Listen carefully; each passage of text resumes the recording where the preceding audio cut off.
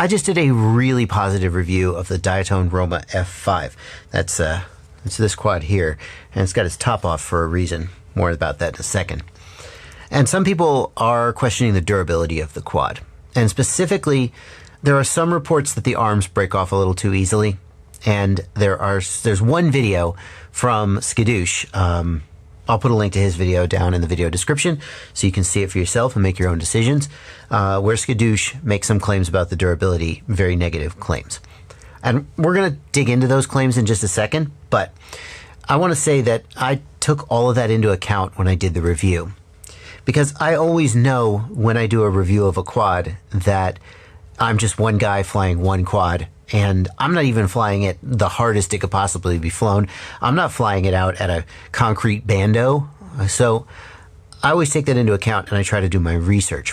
When I started to hear stories that the Roma's arms broke off a little too easily, some people saying that right here where this screw goes through, this arm is relatively thin. Not particularly thin as quads of this weight go, but there's a screw hole right through the arm, and that creates a weak spot. And people said, my very first flight, I crashed into a field of pillows and the arm broke off. I thought, maybe I should. But I flew the hell out of this quad doing my Kanye West stronger freestyle edit. I really was trying to get a great freestyle edit. Link in the video description if you want to check it out. I think I succeeded. And I crashed the crap out of it by my own standards. Put it into trees, fell out of trees onto the gravel driveway, smashed it into the fence, cartwheeled it in the grass, and I have broken frames doing that stuff and thought, this frame is no good. It held up. And that was the final straw for me to say, is this the strongest frame in the world? No, it's a lightweight frame. It's trying to be lightweight. This whole quad comes in like 700 grams with a Hero 8. It's 360 grams with no battery and no GoPro. It's a really light quad. And anytime you get a quad down into that weight range, you're going to make some compromises with regards to durability.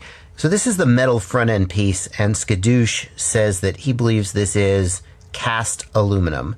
And my gut feeling is he's right. I'm not an expert machinist or metallurgist guy, but you do see that kind of texture on it that is consistent with cast metal, cast steel or aluminum. There's just a little bit of texture there. You do not see, especially like on the inside here, any milling marks, like any kind of scuffs or anything where if you were CNC milling it out, you would see marks. So I do agree with him. This is probably cast aluminum. But it turns out that both Skidoosh and I were wrong, at least according to Diatone. I asked Diatone whether this cage was cast or milled, and he said that it would, well, actually, first he said it's cast. And I said, could it be milled? And he said, hold on. Sorry, my bad. It is milled from a whole block aluminum. It's 7075 aluminum. And I said, why aren't there any visible tooling marks? And the surface is a rough surface instead of a smooth one. And he said that's because they do surface anodizing, some kind of coating. And I said, maybe you could show me some pictures or video of them being milled or treated, because obviously you could say anything you want on the internet. And he gave some pictures of some of the CNC machines that they use at their factory to mill the pieces. Now, you can make your own decision about whether you find this credible, but that's Diatone's official answer anyway.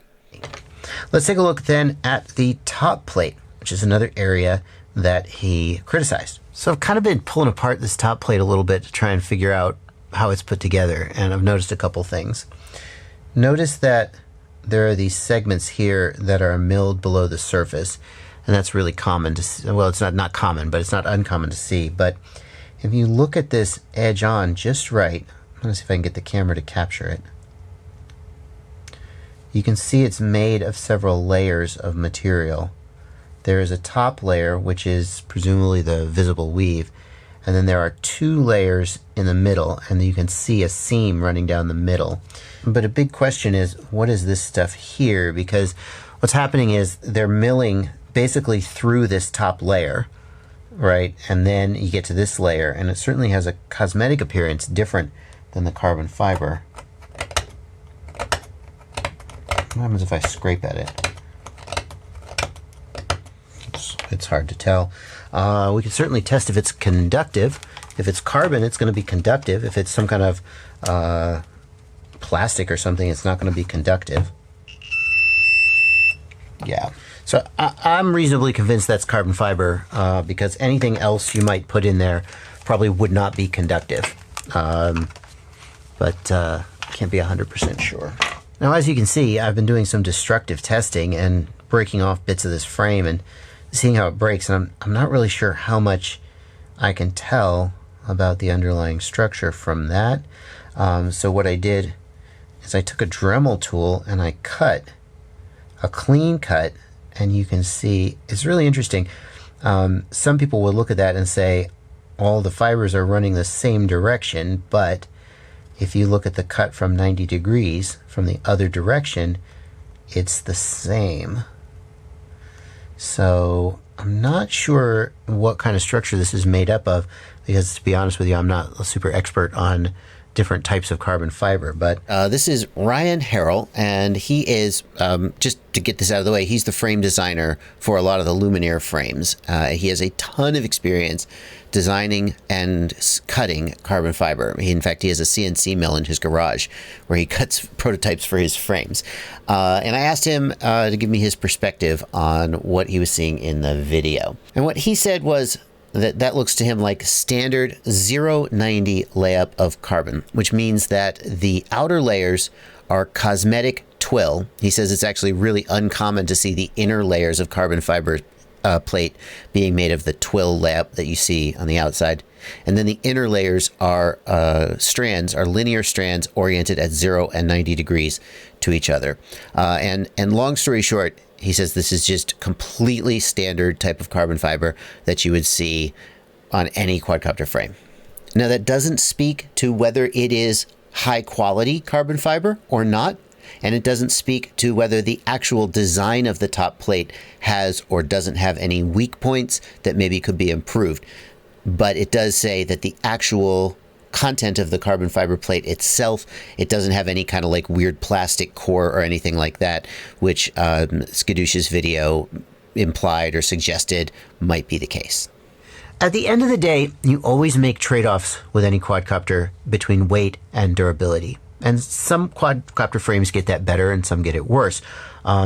Like if you look at the FPV Cycle Glide, which is one of the best lightweight freestyle frames out there, I know people who fly that frame and they say, you know, you crash hard and the arm breaks.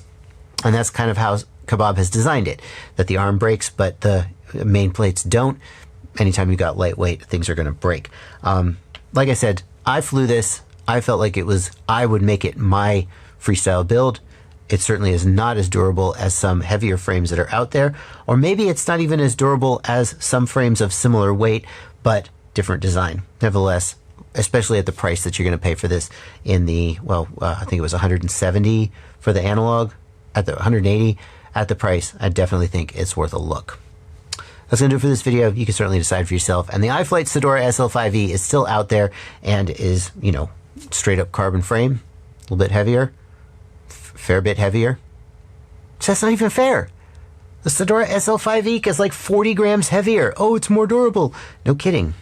You just got to decide where you want to sort of draw that line between weight, durability. That's going to do it for this video. Happy flying. Oh, right. And Diatone, can I please have some more hardware for my quad? Because I can't fly it now.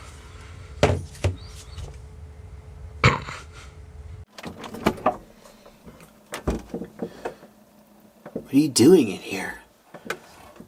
The least you could do is subscribe or join my Patreon or, like, just, here's another video I picked out for you.